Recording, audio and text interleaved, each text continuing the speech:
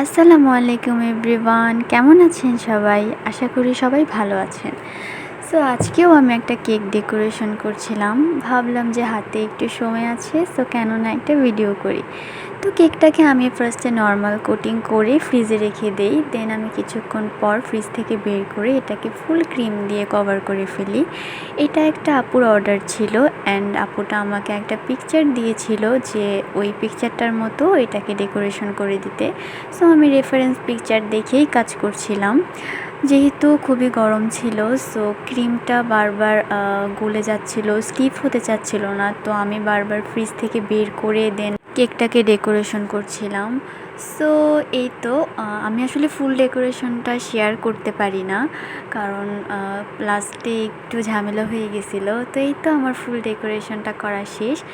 At last আমি কিছু pearl add করে দিচ্ছিলাম এবং একটা বাটারফ্লাইও অ্যাড করে দিয়েছি, কারণ ওই রেফারেন্স পিকচারটাতে একটা বাটারফ্লাই ছিল।